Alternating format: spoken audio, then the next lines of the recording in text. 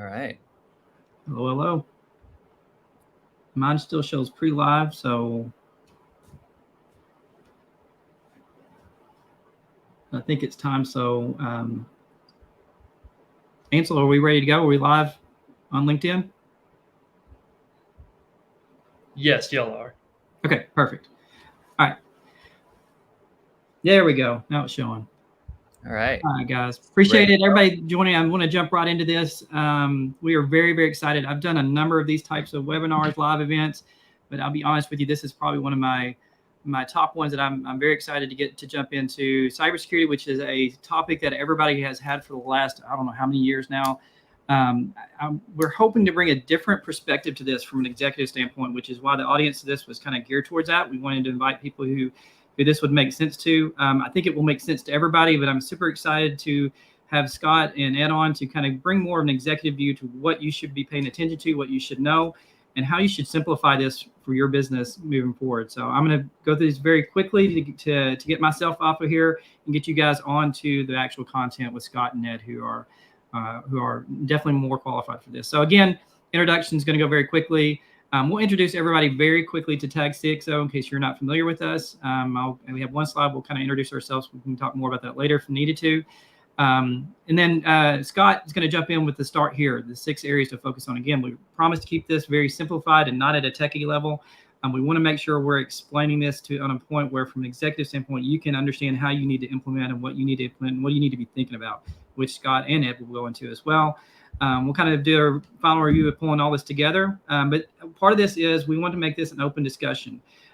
This is going to be a series of these, but we want to make sure that you guys have the time to be able to ask Scott and Ed some questions through a panel discussion. So there's a comment thing in your LinkedIn Live thing. So feel free to add any questions you want to that.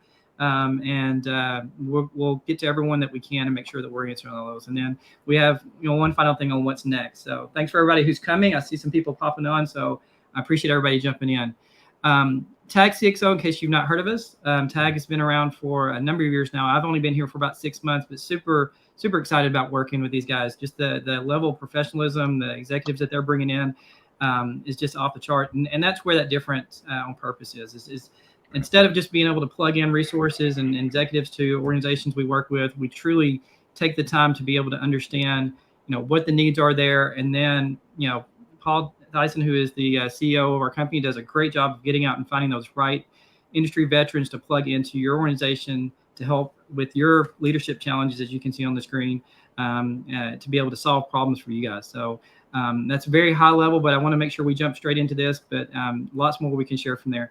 Today, we have with us Ed Escebedo and Scott Carlson. Very excited to have both these guys on. These guys are 30, 40 years in this industry in different capacities. A lot of it's working with, of course, Scott on the cybersecurity side, Ed working as a CEO and with executives in cybersecurity as well. So super excited to have these guys on. This will definitely be worth your time. And with that, I'm going to jump straight in and hand it over to Scott and Ed to do their thing.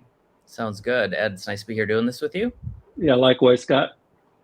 So, I don't even want to count the number of years we've been working on this, but I know the sort of first provocative thing I want to talk about is the number of cybersecurity and IT plans that we've seen that look like this. I mean, we've started out with, how about we do all the things all at once in a big waterfall model, and it is basically impossible to convince an executive to fund it, yet alone understand what it is. And so, the first comment I want to make before we get to some of the content is, don't do it like this. It's just silly. Yeah. So I think, Ed, let's start with you talking about the business, right? Because I think the goal here is to help the business, right? Security should be a business enabler. Yeah, thanks, Scott. And then one comment about the previous slide. I think the other thing I'll say is it's undaunting when you look at all of the boxes that are on that chart. I mean, that's basically the ecosystem that we're living in that is just really hard and difficult to know where to start. And then the other thing I'll say is everybody has an opinion. And so one of the things I've seen in the companies that I've supported over the years is you look at that chart, it's kind of like a war plan. You've got all these different fiefdoms of people that are like protecting their favorite system or tool that they want to latch onto. And so you end up having internal conflicts. So not only are you having to, if you're a CISO or a CIO, who happens to have responsibility for security, or a risk manager, you're having to sort of battle the internal fighting that might exist in a bigger company, but then also where do you start? So this is about, just to reiterate what Tim said, this presentation is for CEOs and CFOs primarily, who are in the mid-market, who want to know where to start and hold their CISO accountable of what they would expect a CISO or CIO to do to help mature their IT operations, their security program. And so this is educational, hopefully, for CEOs and CFOs and others that have responsibility for an organization, mid-market organizations. The other thing I'll say that this audience should also include CISOs that just got promoted to the job, or a CIO that has responsibility for a mid-market technology function that needs to build a program to basically enable the business and protect the business. So that's just the audience. And for those of you that are on this session that might be in a big multi-billion-dollar organization like Scott and I have been in, and are playing a role in a bigger context, a bigger enterprise, this isn't for you guys, but Scott and I are obviously available to take questions offline. If you want to shoot us a note, we're happy to help and provide feedback of things you might have questions about. But all right, so it all still applies, just it does scale. So I think that's what's important about this conversation is this applies to every company. Yep. It's easier for the smaller ones. You got to do it all anyway. Yeah, it's adapting when you're a big company, right? You want to try to influence, right. But when you have a blank sheet of paper, or you're a mid-market company that's building a program from scratch, this really should be helpful. Hopefully, would be helpful for those people that have that responsibility. Yeah. So let me start with, I think this came from the Los Angeles Police Department, the motto of serve and protect, right? And so I want to start with that because at the end of the day, the role of the CISO and the building of a program is a service job. I mean, I can't emphasize that enough. I mean, you don't drive the business, you engage and you support and you serve the business. And so I've been in many organizations where the CISO, basically thought it was his job to tell the CEO what to do and go put all these controls in place and basically shut the business down. And in fact, one organization I'm supporting, the CEO said to me, he says, make sure you don't do what this last guy did and basically block us from doing our jobs. And so I want to emphasize this tension that exists in the role of CISO, where you have to keep in mind that you have to protect the business. Clearly that is important, but you also want to lead with serving. You want to listen to pain points. Listening, what is the adage that, we have 2 ears and 1 mouth for a reason, right? You want to listen twice as much as you speak.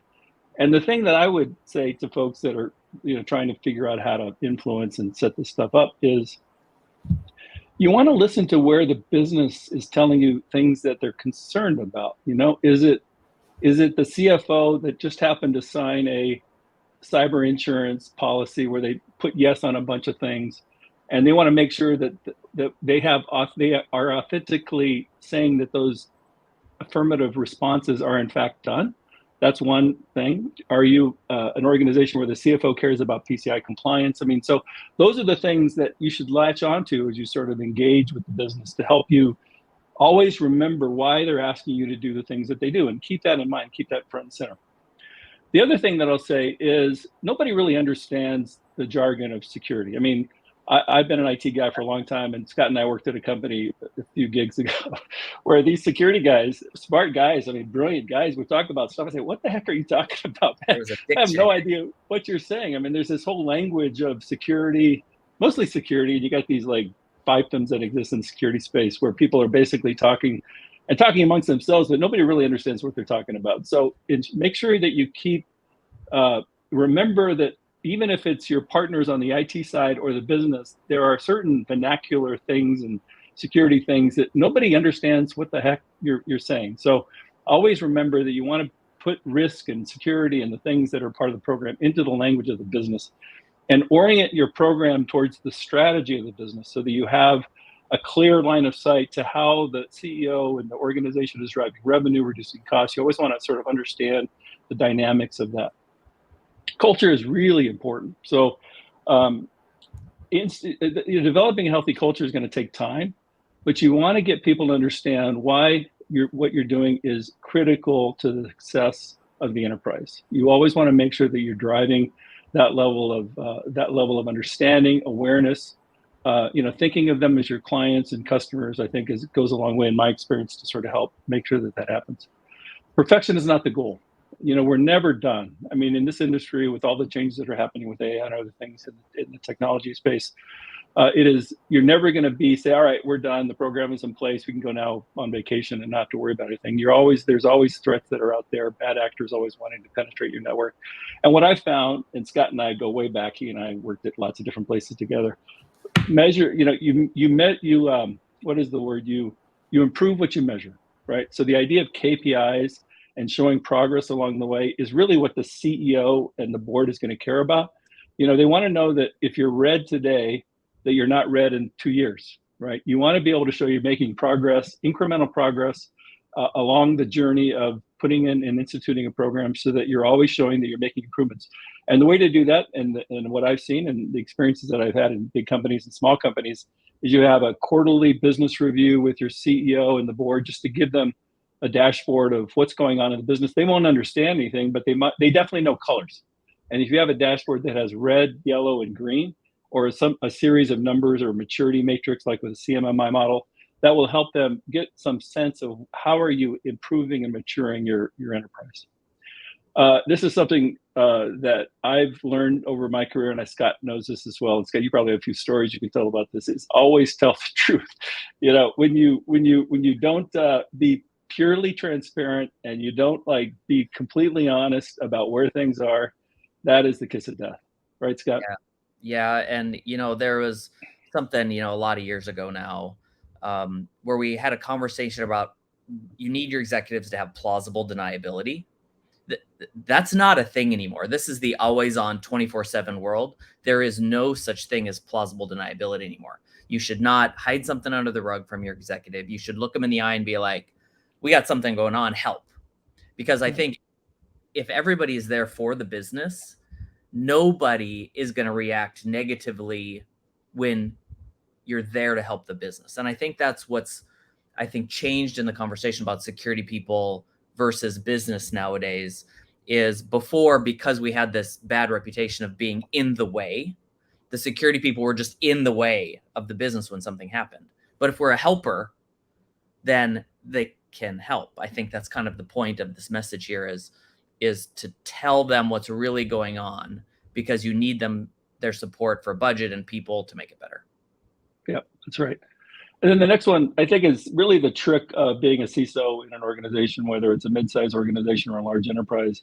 At the end of the day, the CISO doesn't own the keys of the kingdom and run operations. In most organizations, like big organizations, there's a second line of defense, first line of defense, where the CISO function has to hold the management team and the IT operations folks accountable. So it's important, whether it's a small or medium or large organization, that the accountability is clear, right? In terms of how you're driving improvements across the enterprise. And then the last one, just because I think it's important, is you always want to educate. You always want to make sure that you've got awareness programs. Phishing is a big deal. We'll talk about ransomware in a minute. You always want to make sure that people understand what you're talking about, and then just keep repeating the same message about how do you help them understand the risks? How do you help them mitigate the risks? How do you make sure that they understand where the gaps might exist in within the enterprise? Yeah. So the next slide. Oh, go ahead, Scott. Yeah. As we go on to the next one here, this is really important, that as a security person, it's my core thing. You got to speak human, right? Know your business, know all the bits of the business, and then just speak human. Because if you almost pretend like you're talking to your children, say, I'm going to help make this better, and here's how, I think they start to listen, especially because it's going to be a process, right? It's not going to get done in a day. It's not going to get done in a month. And so when you decide we have a process and we're going to make this better, you got to trust that it'll work itself out, right? Yeah, that's right. So the second thing, again, the first thing to worry about is making sure that you understand the business, that you're speaking in the business language. The second thing gets back to the diagram, that flow chart that Scott showed at the beginning. Where the heck do you start, right? Yeah. I mean, there's lots of places you can start. And so what I found, and I think which has worked for me and the experiences I've had, is you just got to pick an industry framework, whether it's NIST CSF or CIS or ISO or whatever the heck it is. They all kind of do the same thing. And depending on the size of the organization, that will help inform what framework you actually pick. And that will basically be the guardrails of how you mature your operations and then how you establish the security program within the enterprise. And you want to make sure that you understand the baseline gaps, right? I mean, you want to know where you're starting. I mean, something as simple as, do you know how many assets exist in the organization? Do you understand, what the operating system unsupported versions are within the organization? You have to have a clear baseline of where you're at, your current state, so that when you start to make progress, back to the KPI point, you can actually show that you're mitigating risk over time. And then there's so many controls out there. I mean, I think there's hundreds and hundreds of controls. I just looked at the CIS thing the other day. You want to start with a balanced diet of controls. Again, I'm supporting in my current role as a member of the TAG CXO organization. I'm supporting a mid-sized organization, and they have to be, they're working on it from the ground up. And so I'm using CIS implementation group 1 because that's the smaller subset of the CIS control framework that helps me focus on the most important things that I need to start with, just based on the size of the business, the complexity of the business, the regulatory pressures that the business is under. But depending on the organization that you're serving, I mean, you might have a different set of controls you need to start with, but you need to start with the basics and then work your way out because the most important thing, frankly, is to make progress. Last thing you want to do is just sit around analyzing what you do, where you start, and then basically you're not making any progress. Gets back to the point that people are going to expect that you're going to be making incremental steps to improve the quality of the business and the quality of the program. Don't forget about policies, right? I mean, any auditor that's going to come in is going to want to look at your policies. They'll want to make sure your policies and your procedures sort of line up to each other. This is something Scott and I know the guy that gave us this quote from another organization that we worked at. He says, we're working on being brilliant at the basics, and so don't forget about the basic fundamentals of cybersecurity, asset management, configuration management, vulnerability, access.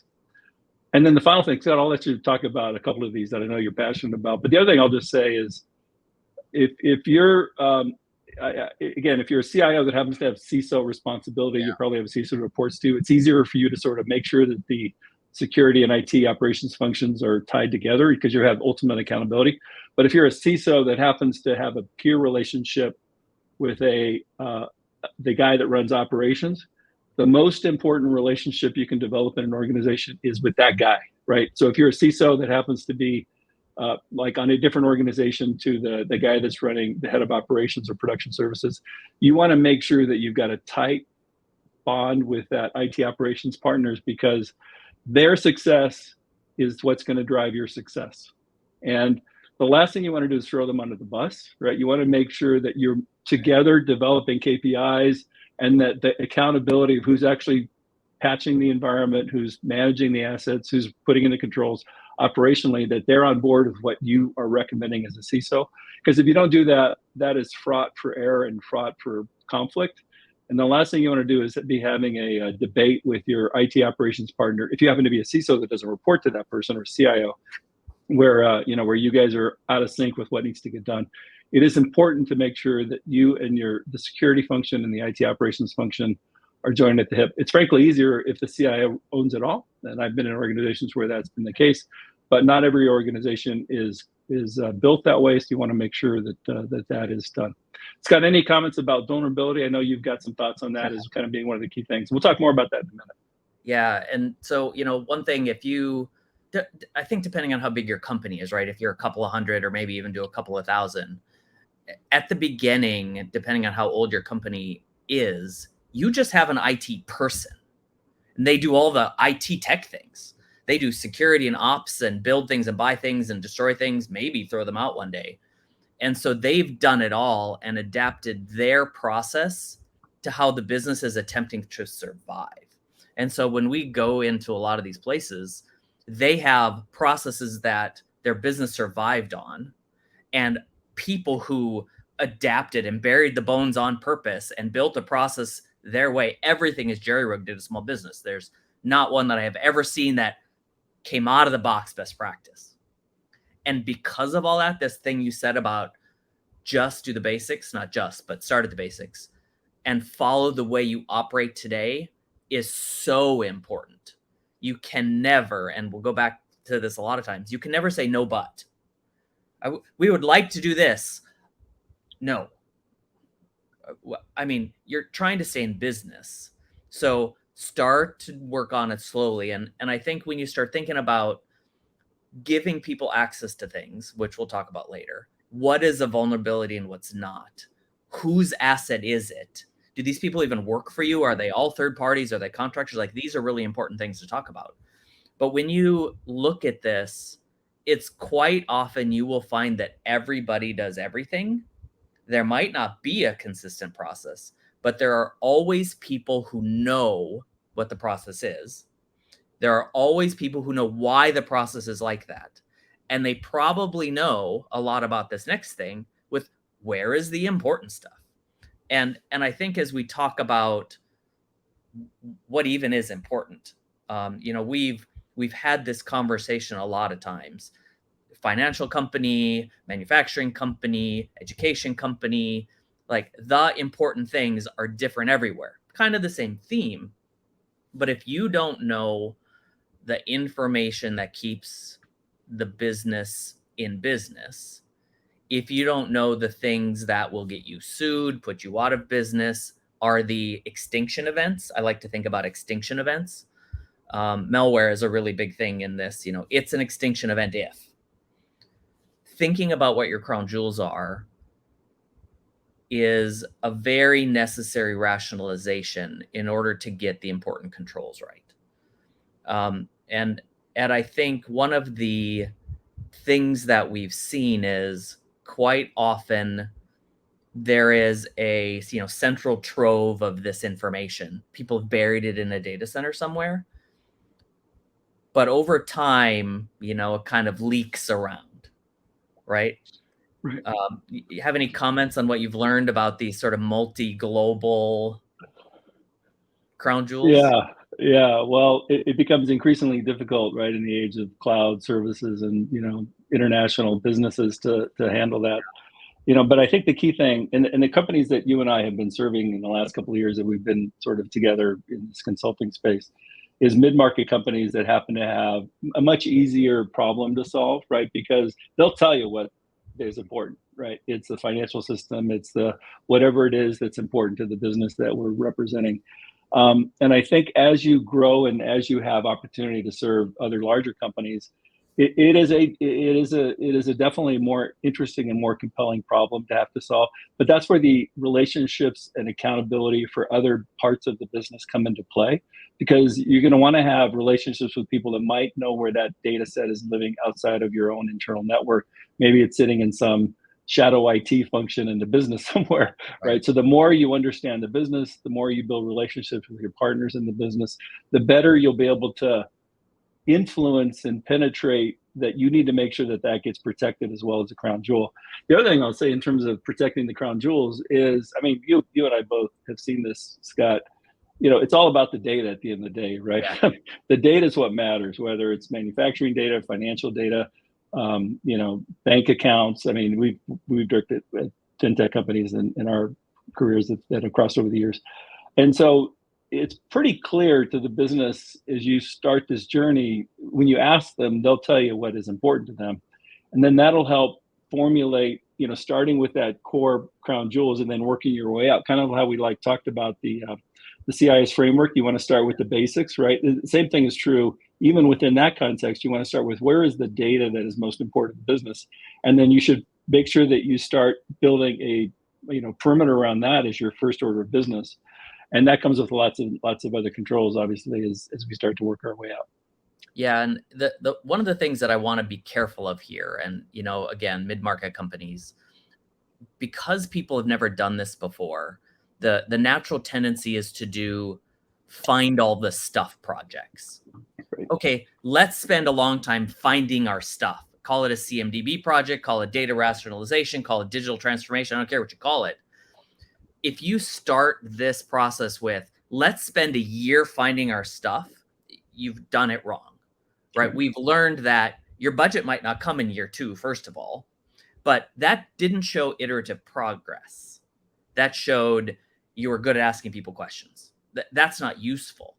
And I think when we come down to this, if you have a 200-person company, I guarantee, like I will bet my expertise on this, that you can go talk to 10 people, 10, and find 95% of the crown jewels.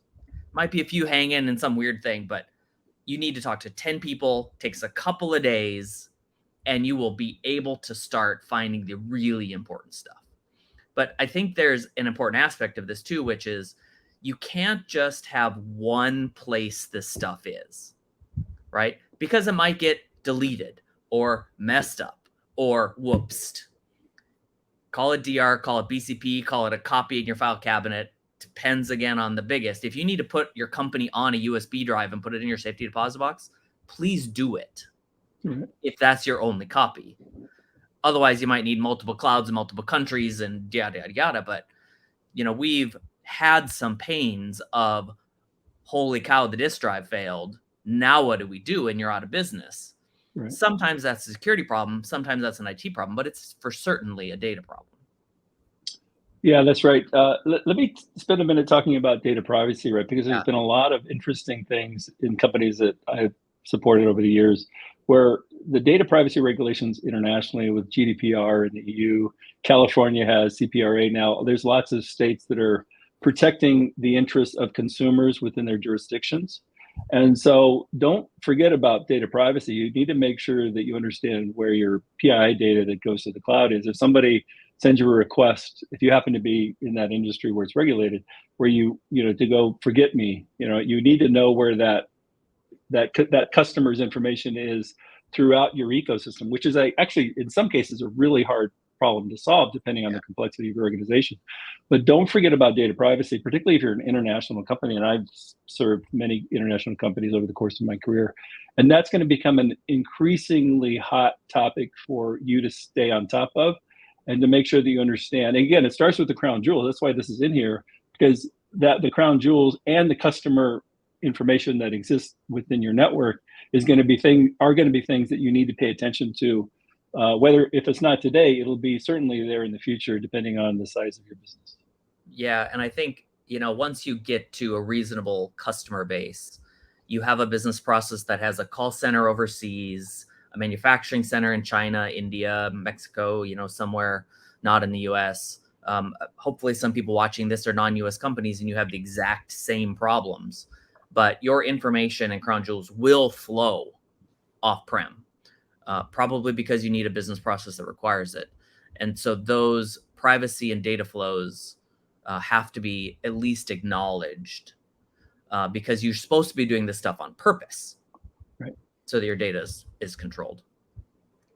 So as we, understand more about our data, crown jewels, where it is, you should probably keep track of who gets to mess with it, who touches your data, who can see it, who can use it. I mean, there's some things that are pretty easy. Credit cards, only the right people get to see the credit cards. But some of this other stuff, my super important privileged business data, of course, everybody sees this, right? All my people need to have all the stuff to do their job. I don't know. Like, that's really not a thing anymore. It is so easy to lose, in 1 second that you have to really try hard to do this one. And, what we've seen for anybody, paying attention who's watched the world of ransomware or malware, I've done a couple of events this year and, over the past where it takes about a minute to get fully encrypted with ransomware. And I'm not over exaggerating. Like, it takes 1 minute. You spend all your putting controls together and one account in the wrong place and you lose. And of course, that sounds sensational, et cetera, et cetera, et cetera. But you have to make it hard to get to the really important stuff. Some of this is really annoying for the human being. This does go back to the business drag. And do you give your CEO 7 prompts to log into his important thing? No, he'll never allow that to happen. Should you, make your retail person 2FA into their iPad to help a customer? Of course not. But there are some things, especially, once you found the crown jewels, really protect the important things with all of the stuff that now is starting to get put in all of our devices by default. Apple, Android, Macs, Windows devices, they all have multi-factor auth, whether it be a PIN or a token or a phone. If you don't have SMS, use SMS. If you think SMS is insecure, use a, authenticator app. If you don't like that, use a token. Like, you can get harder and harder. If you're not doing any of them, people are starting to get used to, oh, I need that to log into my bank. Okay, I can use that to log into the important thing at work. Drive these conversations around how important is this that certain people have it, know who they are, and know when. And when you sort of take a look at the process around this, you start to see that it's actually not this hard after all, because our daily lives are starting to get affected by this. People are losing the pictures of their kids for ransomware. They're starting to put, like I said, a password manager that comes, for free with Google Chrome or Microsoft or whatever on their machine. All, 60% of adults now use this stuff. Let's start to see it in the business and drive this privileged access. The other comment I want to make is privileged access applies to HR systems who can mess with the human beings who work there. It applies to the business processes who can change, update, modify. It applies to the customer data who can see it, use it, delete it. But then it also applies to the systems themselves. I don't want to go too technical, but should everybody be able to install anything they want on their machine? Maybe, maybe not. That's your choice. But make that choice on purpose. And know that if you make that choice, you better have some other compensating control somewhere else. Because if you can lose in 1 minute, maybe you should think about how to block it in less than a minute. Like, give yourself that conversation. Could I see that this happened? Can I know when somebody's doing the wrong thing? If no, then maybe you should think more about privileged access. Ed, do you have any, comments on this as you've looked at, the business and? Yeah. Well, I mean, I think the key word for me is privilege, right? I mean, tightly managed privileged access. You need to make sure that the DBA that manage your SQL environment, it makes it. You're logging that person's access. You're making it really difficult. You have maybe a different set of password processes to know how the changes that happen to those environments are controlled. I mean, there's a whole different thing when you talk about crown jewels and things that could knock down your whole business, and that level of access versus like a laptop user who happens to be a salesperson sitting in Absolutely. in the Midwest. So I think the thing I would say is that's where it goes back to listening to the culture and the organizational pressures that exist, right? And you want to be sensitive to the fact that the last thing they're going to want you to do, particularly if you're a mid-sized company, is slow them down. I mean, the CEO's accountable for growing revenue, taking out costs, EBITDA. I mean, those all the things that they care about. They really could care. The last thing they're going to worry about is you actually want me to log on 4 different ways to get on my laptop. I mean, that's not going to go over very well. So you want to be listening to the business. You want to be paying attention to where, going back to the crown jewel point that we made. What are the things that are at most risk to bring the business down? You want to make sure that you've got that understanding, and it might take some time to bring the organization to where you want it to go, and you might not get all the way there. And so, but you want to have a journey, but you want to be sensitive and empathetic to the needs of the business. Is what I would say. So this last point about don't put too much drag. Yeah. Again, it depends on the kind of business that you're serving or supporting. I mean, not all businesses are created the same. So some of them might require a little bit more scrutiny or tightening of the controls than others. So it really kind of depends on the kind of business that you're dealing with. but pay attention to the things that are most important, as a technology, a security professional, that you see as the biggest risk, whether it's the customer data or the financial data, whatever it is. That's where you're going to want to tighten and manage privileged access down very, very tightly, again, depending on the nature of the business that you're supporting. Yeah, and there's an infinite number of tools and tech you can buy to do this. But in 2023, I'm very thankful that often a small business doesn't need to go buy a lot of things. Like I said, many of these concepts are implemented in the stuff you already have. Microsoft Windows environments has stuff to turn on native in it. If you're a Google shop, Google Workspace, Chrome has stuff you can turn on and lock stuff down. SMS verification costs very little money. Authenticators are free, and almost every major SaaS platform and installed thing that's recent has a turn on 2FA button. Right. And so this isn't about going to buy 100 tools and reading Gartner matrices at this scale. This is about doing and starting the process, right? Yeah, I think that's right. And don't, again, be brilliant at the basics, right? Make sure 2FA, MFA is on for access into email and other basic collaborative tools. I mean, those are the things that are easy. Do that.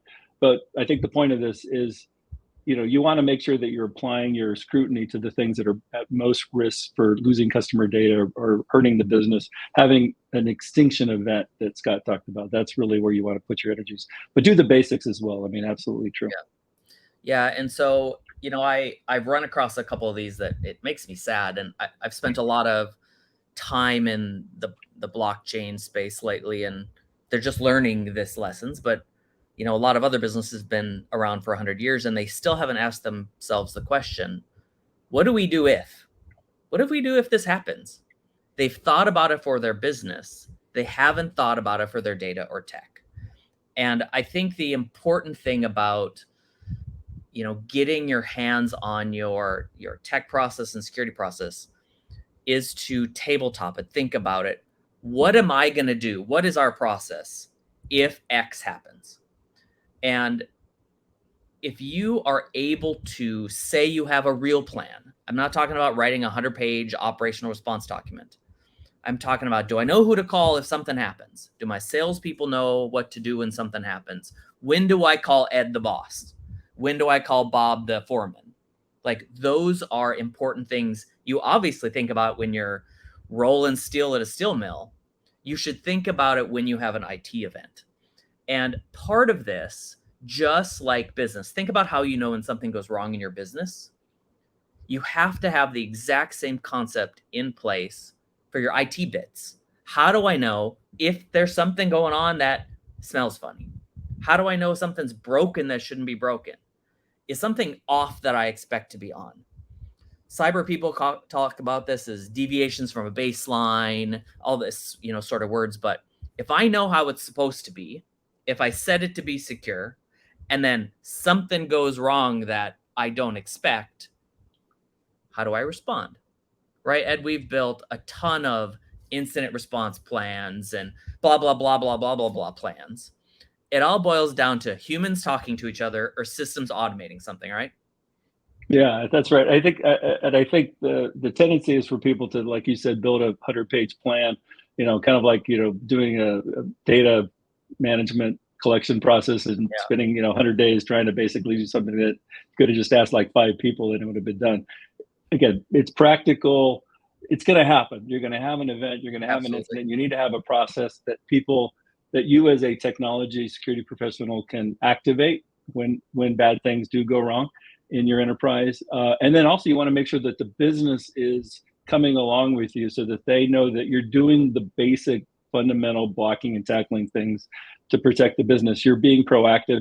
You don't want to wait for the worst to happen. You want to actually, again, this is not fun. I mean, I've said a number of tabletop exercises and I said, oh my God, I got to do another one. It's like, it isn't a fun thing to do, but it is fundamental to make sure that, that you have some awareness when things do go wrong, how to activate the IR plan, the DR plan, the business continuity plan. I mean, COVID hit us a couple of years ago. Nobody expected that to be an event that we had to manage, but we had to sort of quickly figure out what we needed to do to stand up to this remote working from home thing that we had to deal with. And so those are the kinds of things that are going to hit an organization, big or small, that you just need to be prepared for. And you as a leader of a security function need to be the one that's being the thought leader and pushing the business to do the things that need to be done as basic fundamental things that help put the business in a better place down the road. Yeah, and there's a theme here, right? I put in a control on purpose. I know when it is broken or it's getting attacked. I know what to do about it. And then I can implement that across my environment and keep that up, right? The one of the situations recently about automatically blocking came up in a conversation I had with somebody where we suggested that we turn off the system administration access automatically if the account started behaving wrong. Their most important account was doing the wrong thing. And they said, no. We don't know what it will break. So to me, that means they haven't thought about it. They haven't actually built a plan. And if you're doing this, and I really, really, want to impress upon anybody who has to go do this, like, be honest with yourself. Do you really know where your stuff is? Do you really know what an incident smells like for you? And then do you really know what to do? Sometimes turning your company off is the thing you do. Sometimes pulling the plug out of the wall is the thing you do. Alternatively, maybe your IT person builds a cool little robot set of scripts that just shuts some stuff off to protect itself. There is a concept of failing closed. In the real world, they cordon off streets and shut buildings down because they don't know what's going on. That applies to IT environments too, no matter the type of thing you have. Scott, I was going to ask you to talk about threat intelligence. I mean, we've worked at companies in the past where they had very sophisticated, I'll call them like play offense, right? Don't play defense, play offense. Talk about that. Because I mean, depending on the sophistication of the company that our audience is serving, that might be something that they might want to think about as a kind of a level of maturity that's like 5 steps removed from doing the basics. I mean, that feels to me like it's something that's pretty sophisticated, but that clearly the idea of playing offense instead of defense is an important pivot change, I think, as people think about how to secure your network. So talk about that and what you've seen and the experiences you've had supporting companies that have built sophisticated programs, and what might make sense for a member of our audience to think about there. Yeah, one thing that I think business leaders have a really hard challenge is knowing what the state of the bad guy ecosystem is. What threats am I up against? You very likely know who your business competitors are. You very likely know what your landscape is for going to market. You have no time to keep up with, how am I going to lose today? What has North Korea invented today, right? You can't keep up. And knowing what can attack you, knowing the sophistication is threat intelligence. What are my threats? Sometimes, depending on your maturity and how custom unique you are, you want people who develop and keep up with this stuff. You hire an analyst, they sit in a dark room, and they live and breathe this stuff. People are out there who live and breathe this stuff. Other times, you want to focus on your peers. You join a network of information sharings, right? There's some financial ones called FSISAC, financial services information sharing. The idea is everybody gets attacked a little differently.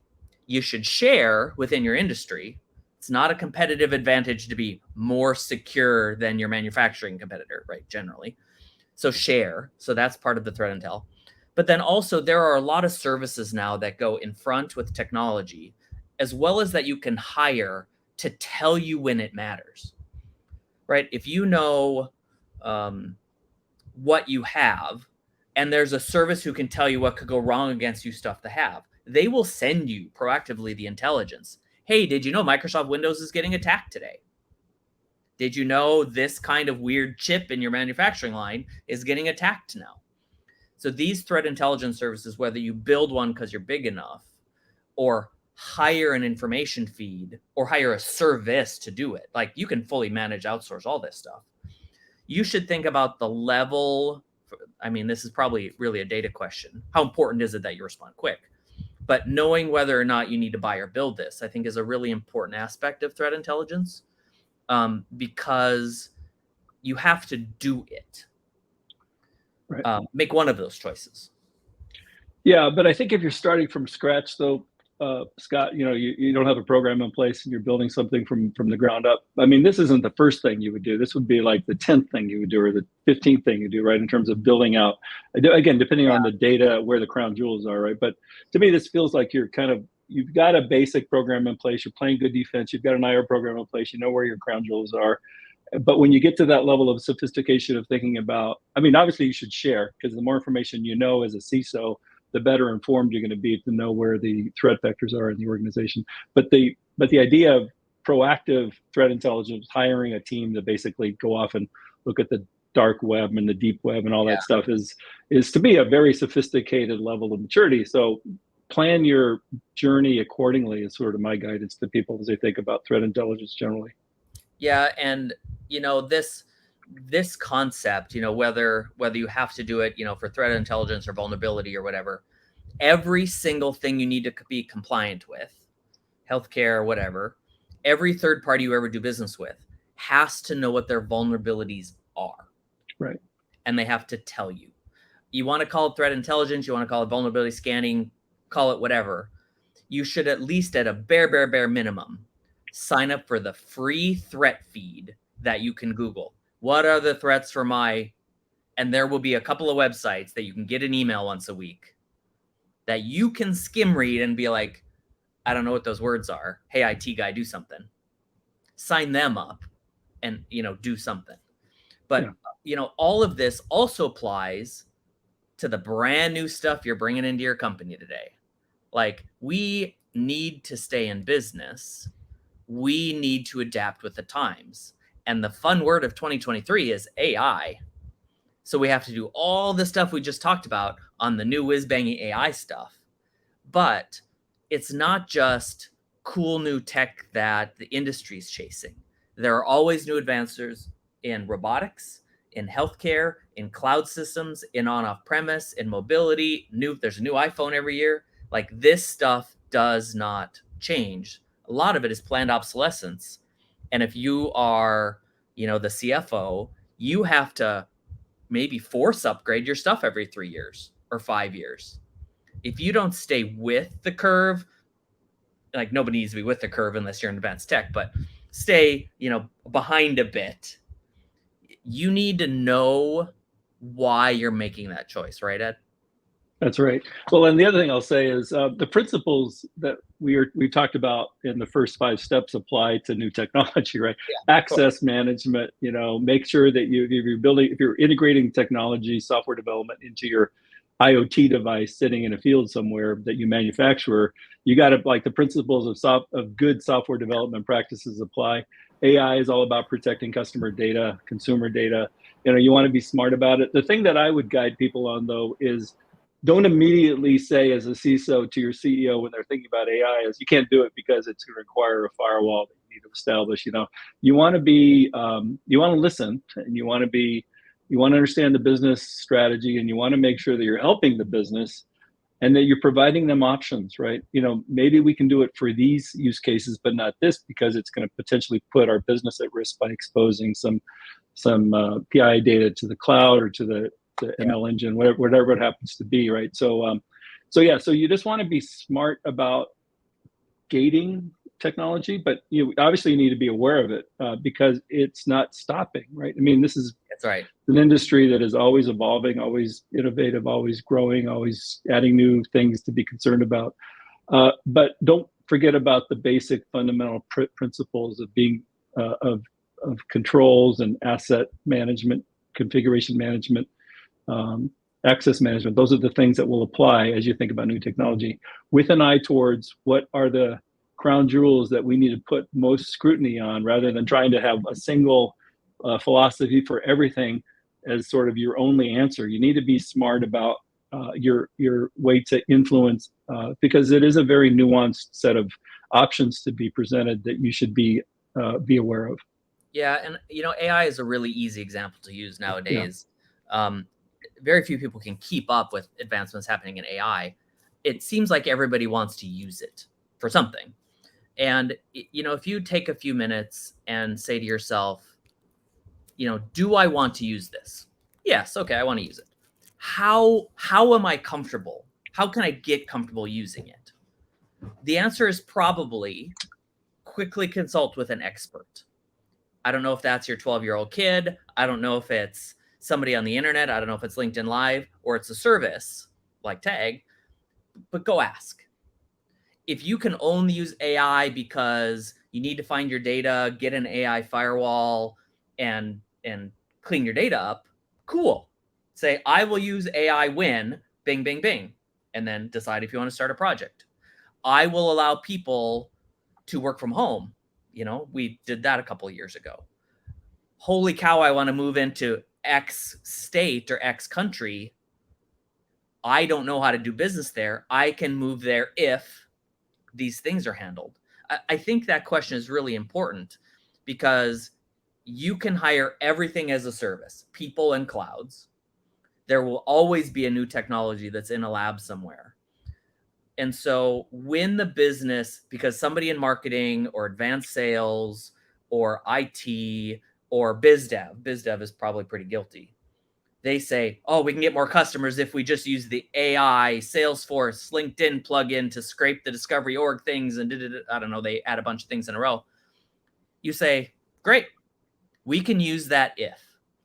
If it's got data in it, we know who has access, and we know where that information is going. Can you answer those questions for me?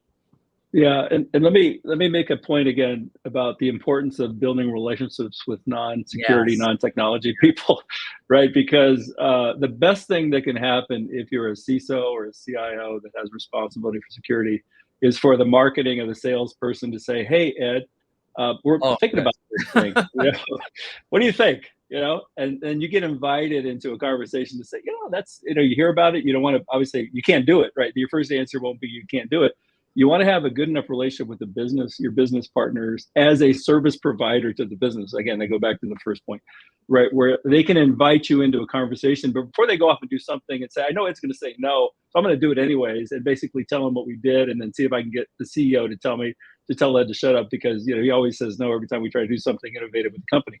You want to have a relationship. You want to be able to have a partnership with your customers inside the business that are not IT people. Let me emphasize it again, that are not IT people, but that have an interest in growing revenue, and being innovative in their own respective departments, that you will get invited into conversations about things around security and technology and how you can enable them rather than block them. That's an important message here today that I want to keep emphasizing.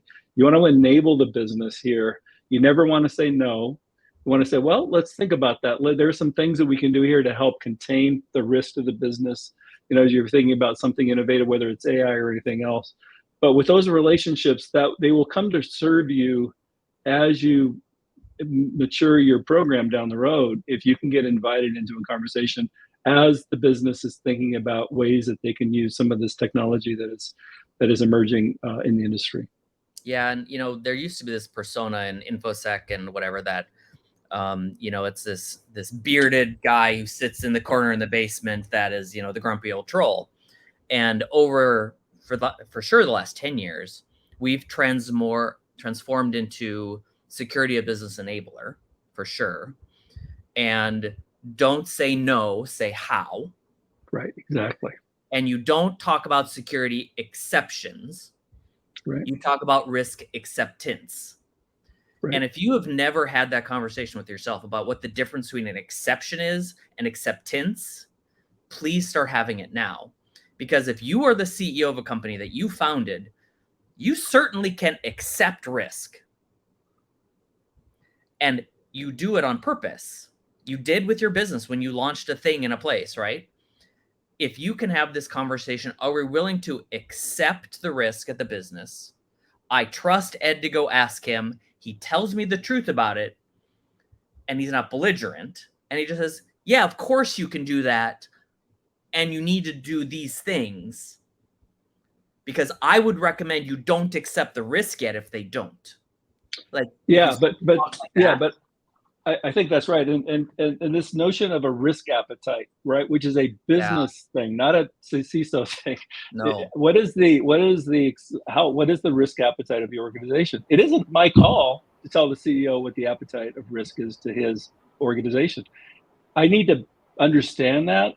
I need to give him an informed view of what could happen, right? That he knows, and he's not going to get surprised if some bad thing happens to him. But it's a business call to put in place the appropriate risk appetite for that organization, for that enterprise, in light of all the things that are happening, with new technology coming out. Yeah. And, there's a really, one that I'll finish with here, Tim, which is like, people still today are like, oh my gosh, can I trust Amazon? Like, I don't know that I can accept the risk of me putting my stuff in Amazon. And I answer and I say, well, as far as I know, Amazon has 10,000 security people. They have hundreds of billions of dollars, and every entity on the planet has audited them. You are a 200-person company. It's probably okay, right? That's probably a risk you can accept. Yeah. So, like, be honest with yourself, and let's move on to anything else we have. Yeah, no, and I appreciate this. And this has been, we put together this last slide to kind of pull things together. And I'm not going to go through because we've already gone over these in a lot of detail. And I think what I appreciate about this conversation, again, listening to it myself, was the fact that these things make sense to me. I'm not even, a tech guy for the most part. I've had a little bit of background there, but I'm sales and marketing and all the other things to kind of help drive business revenue for companies. And these things make perfect sense to me. So I appreciate you guys putting it down in terms that someone from a CEO standpoint who doesn't want to delve deep into the technology part of it, can understand. My first question, and I think hey, Tim, before we go to questions, let me if I can just sort of summarize sort of what we talked about, just to kind of button this up. So again, just starting from the beginning, right? So at the end of the day, the role of the CISO exists to serve the business, right? Yeah. And you have to listen, you want to speak in the business language, you want to assume that people don't know what the heck you're talking about. Let's just remember to do that. And then from there, you want to make sure that you trust the process. You build a framework, you pick one, you identify a framework you could use. Then after that, there's lots of controls in the frameworks that you'll pick. I think Scott and our experience is start with where the most critical data exists, right? Focus on that and then work your way out. And from that, you can build managed privilege access from there. Don't forget about incident management. So that's the other thing that whether you like it or not, you're gonna have to deal with it, right? You have to plan for the worst. And then don't be a blocker of the business. I can't emphasize that enough. You want to enable the business. You want to support the business. You're there to serve the business. Obviously, you have a role to protect the business, and you want to do it with facts. Yeah. And you want to have metrics that show that you're making progress along the way. That's really important. So I just want to button that up before I think we have like a couple of minutes for questions, but I wanted to make sure that people understood sort of the context of the conversation. And that's perfect. And I think we could go into a lot of depth on how do you set those metrics, which we don't have the time for now. One question I have, obviously, we're used to working with companies with Ed and Scott and getting others involved in our company too, to kind of help them build these plans out based upon these principles that, I think for me are very easy to understand. How does a company, a CEO, really understand and identify whether this is something that they have expertise within their own business to be able to say, okay, these are the principles that we want to be able to follow. I need you to help me kind of figure out, the details of this. How do you know if you have that expertise in house with your own CEO or with your own tech management group, or if that's something you have to kind of reach out to an Ed or Scott, and maybe a whole conversation into itself, but how do we kind of get to that level where we understand how we need to kind of approach this as a CEO or as well, I'll just give you the use case of one of the organizations I'm supporting now from TAG. I think they realized that when they answered the cybersecurity questionnaire and they had to answer yes to a bunch of things that they didn't really know that they have, that was truly yes. That was an indication to the CFO and the C-suite that we probably need to like hire some expertise and provide like a roadmap to mature the IT operations. So again, depending on there will be triggers that whether it's the CEO listening to a podcast about the ransomware attack. I know, Scott, you've been involved in some things that you've been dealing with companies that have gotten, personally hit pretty hard. So again, it's going to be a trigger that will require some level of experience and expertise. And I think that's the thing that TAG does is we have people that have been in the business a long time that can help companies basically, if they don't have a program, build it from the ground up, or provide advice and guidance to the CIO if they happen to have a CIO or CTO or the CEO or the board, right? I mean, the audit committee of the board might have, a need to talk to somebody like Scott or myself, just to get some view of how you help influence the management organization to put in place the right controls, the right mitigating risk factors to support the business. So it's going to come in different ways, but hopefully, it's certainly not something that's going away, right? It's going to be there indefinitely. So whether they hire us or they hire, somebody within their own team, hold them accountable. I think the point of this conversation is to just provide information to the CEO to know what they should be thinking about. Whether it's me or Scott or anybody else that they hire internally within their organization, make sure that they hold to these 6 principles as they put in place the program. Yeah, and just let me add one short thing to that. Like you already know. Come on, if you're the CIO, if you've ever talked to your tech guy. If you haven't and they've never talked to this before, maybe you should get a second opinion. Yeah. If you go to the mat with your guy, great. Call him up, be like, hey, can you help me with the thing? You have a trusted partner already? Call them up. Like, come on, who you can trust. Yeah, absolutely. Follow that, And I appreciate that. And obviously, we're in the business of doing this every day. The purpose of these talks in this series is to have open conversations about some of these topics. So we're not here to sell tag, although we're always open to have conversations with people. So that's helpful to understand. Like I said, I understand these principles. So when does that apply to me? When does that apply to how does that apply to how I want to be able to introduce these into the company, and where do I get started, and those type of things. So, which I think that is a whole nother hour discussion that we probably don't have time for. So let's move on, and then we can kind of come back. I want to, we're at the top of the hour. Let's move on to the next slide. I want to at least introduce the next topic, and then we can go back if we have more questions that we want to kind of get to on that. But as we mentioned, this is kind of a series. We want to be able to get out and have a number of conversations around things that are important to the clients we're working with and things in the industry. Obviously, and Scott, I know you mentioned this one multiple times in just your conversation, but AI is one of the going things these days. But there's a lot of pieces and parts to AI and how you would use that as a company and how you wouldn't use it as a company. So our next conversation we titled Demystifying Generative AI, an Executive Guide. What does that mean to your company?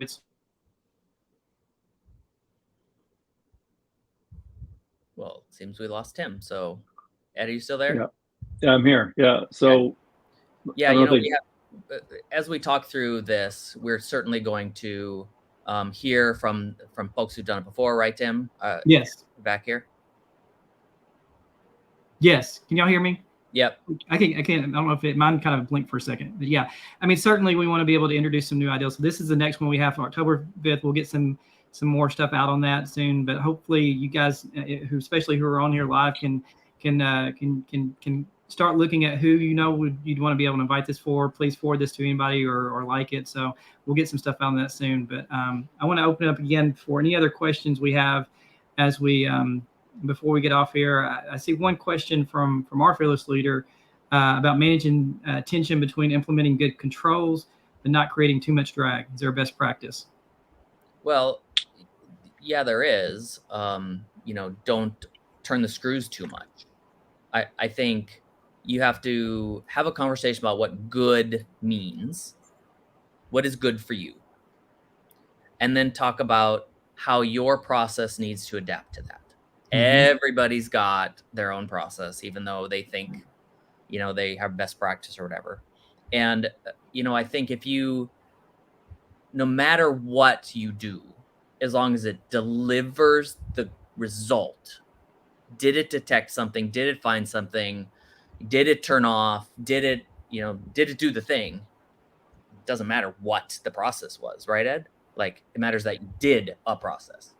Yeah, and I think just going back to our philosophy here in terms of where you start, right? I mean, starting with the crown jewels, you're going to need stronger controls around the crown jewels and the data that protects that information, first, right? And then you work your way out. So that there might be weaker controls depending on the kind of data that you're trying to protect. And so I think the tension really is dynamic, right? Depending on what sort of data you're protecting, what parts of the network you're looking at. So it isn't a one size fits all answer. I mean, again, you need to think about your assets, your data sets, the things that, that support the business as to how you apply those controls. Yeah, and I think just a comment, in general, things are called a best practice because a ton of really smart people in the world have all agreed that it's a pretty good best practice. Yeah. There's a reason it's called a best practice.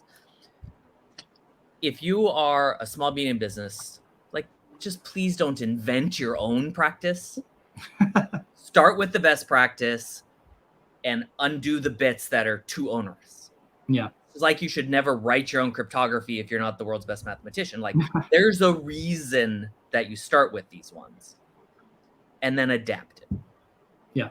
Yeah. And I think, just that's a great point, Scott. I'll add, again, the nice thing about CIS is they have implementation group 1 for a small company, implementation group 2 for a medium-sized or a larger company, and then implementation group 3. So they actually have the best practice point. They've given you, like, these are the 50 controls for IG1, these are the 100 for IG2, and these are the 200 for IG3. So they actually, the tension is already baked into the framework.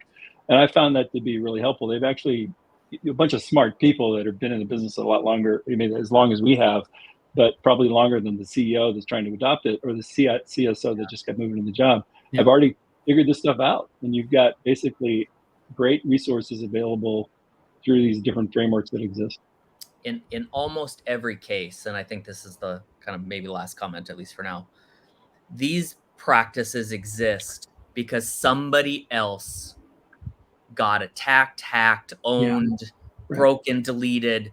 Something bad happened to somebody enough times that people said, we should do something about this globally and put in a best practice. Yeah. There's a reason you don't put a Microsoft Exchange server on the internet. There's a reason you patch your stuff. There's a reason, you take away people's privilege when they leave your company. Like, somebody lost somewhere along the way. So if you start where these best practice, you can hopefully avoid the pain. Like, at least think about it like that. Yeah, that's right. And they're, at the minimum, they're guardrails, right? There's tracks of, like, things you should be thinking about to go put in place. Again, I don't want to I've said it many times, and Scott, you and I go way back, right? The importance of metrics, right, in this process, right? Because you're not going to be able to get to 100% like day one. But but for God forbid, if you don't show progress over the course of multiple years of getting, putting in place a mature security program. So and that's where the metrics really come into play. Exactly what I was thinking as well. Is the more you're using best practices, the more metrics that are going to be tied to that you don't have to reinvent for yourself, and then you can evaluate how those are doing as you grow with it. But yeah, I think that's a key point, is because you have to be able to measure it, and metrics are a big part of that. And if you already have those established from the best practices that you're using, it makes it much more simpler. So I identify my crown jewels, the different processes I want to be able to do that, and I have metrics that I can, on a daily, weekly, monthly basis, however often that I'm measuring those things, be able to manage that and make improvements to it based upon what feedback I'm getting. Yeah, just like everybody's doing these days. So I did like one of the comments that you guys were talking about towards the end before we jumped off. Is one of my big things in anything we do is always, how do we turn these things that are a lot of times seen as expenses? Cybersecurity is seen as typically a big expense for a company because they have to have it. How do we start turning those into assets for our company? I think that's where you guys were going with that. The more that we boil this down to what we need to boil it down to, start putting best practices, things in place, the more we start implementing things, now we can have more conversations about what we can do, because we have cybersecurity things in place to be able to do that, enable that, versus what we can't do. And so I think that's a big thing as well. Is I'm always looking at how do we turn these things into assets for our company. And I think this is a big part of it. So as you get more entrenched in these things, you have the ability to be able to enable things more than just tie things down. Yeah. Ed, I know you have a lot of comments on this. The one that I'll make up front is, security is almost always a cost center. Fine. Yeah. And you don't say, we have the world's best vulnerability program. But what you can say is, because we can react quickly to a vulnerability, Mr. CEO, I am comfortable with you launching in this new place. Exactly. You have just enabled that business person to go do something to better the business because you can operate it, respond to it, and know what's going on. Yep. No matter what they go do. Yeah, I mean, that's right. I think I go back to it's important for the CISO to have a relationship with the CEO and the CFO, right? So Yeah. that they're seeing the progress you're making, that you aren't overthinking it, you're not over-engineering your assessment, your analysis. You're actually putting in the simple basic steps to help protect the business, and you're showing incremental progress along the way by communicating status in a trustworthy way, right? Where you don't lie, you tell the truth with data. And that will build credibility with the CISO, right? For the CEO and the CFO as they think about their investments and what they're doing, that they know that this is an important part of protecting our business and helping preserve revenue and making sure that we don't go extinct, right? I mean, that's the last thing a CEO wants to hear is you're going extinct or you had a ransomware attack. And you can, I mean, that's just part of the relationship building process that comes with influencing and getting what you need. And it is unfortunately a cost. It's just, there is no two ways about it, unless you're in the business of security, and that's different. It's a different kind of model. But you have to have the trust. You have to be a trusted advisor with your partners at the C-suite to be able to affect the right kind of change. But you want to be smart about it. You don't want to get all the greatest, all the most expensive tools. You want to, again, listen to the strat. You want to be involved in the business strategy of the business to sort of help influence the kinds of investments that are being talked about, over the coming years and, beyond. Yeah, and something you've always done really well, Ed, is earning your seat at the executive table. Yeah. They are perfectly happy to have you sit there and listen, because you get a read on what the business is trying to accomplish. Those are really important meetings to be a fly on the wall. Expansion, marketing, new products, because towards the end, right, you can say, guys, don't forget to do this along the way. Exactly. Yep. Exactly. You don't say it at the beginning. You say it, you don't shut down the conversation where they're talking about a new strategy that requires some new technology. You pick your spots, and then at the end, in the right way, you help them understand that they need to be thinking about X, Y, and Z before they go off and venture into a new product or a new business line. So it's really important to have earned a seat at the table with the C-suite or the board, the advice, the audit committee on the board. I mean, those are the kinds of people that you should aspire to groom relationships with, in the roles that are given to you. Yeah, I think we're a little bit over 2 minutes over, and I appreciate everybody who jumped on and stayed on. I think everybody can tell we could talk about this stuff for another 2 hours and still have more to talk about. But for time's sake, I won't let everybody get back to their normal business. But I appreciate it. If you guys have any follow-up questions, both Scott and Ed are on LinkedIn, so please connect to them, as well as Paul, our CEO, and Zach, our COO, who have been instrumental in helping put this together as well. Connect to any of us, and whether you're watching this live and you have a follow-up question later on, or you just want to hear more what Tag has to say about this, or if you're watching this recorded and not live, feel free to send anybody any of us questions. We'd be more than glad to kind of get back to you on our thoughts on these things. We love this area. It's just something we're very passionate about, as well as just leadership, technology leadership solved has been our big thing, and our keywords that we love to be able to live by. So, and doing this. Hey, Tim, one thing I was just going to offer to people that I don't know how many people are in the audience, but, feel free to expand on what Scott and I have talked about. Obviously, in an hour, you can't cover everything. We sort of touched the high water marks of the things that he and I are thinking about around the kind of programs that need to be put in place and the philosophy around it. But I know people that have been in this business as long as Scott and I have opinions about this. So I'd love to hear people's thoughts and feedback. What did we miss? I mean, that would be something I'd be interested in. There are things that people have run across that Scott and I didn't touch on that people should be thinking about as we have the conversation. I think it isn't our job to pontificate of what we think is best. I'm more interested in hearing, because it is a community of people that have expertise in varying ways, and the diversity of that I think is the most important part of this conversation. Yeah, completely, Ed. And what we're going to do is we'll take some of the content off of this, and we'll maybe share it in little bits and pieces through LinkedIn. And that would be a great place to get some feedback from people as well.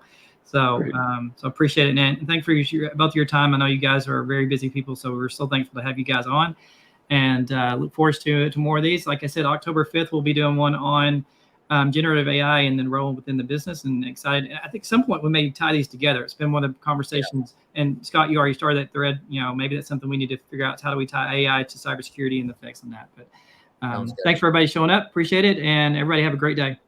Amazing. Thanks, guys. Thanks. See you guys.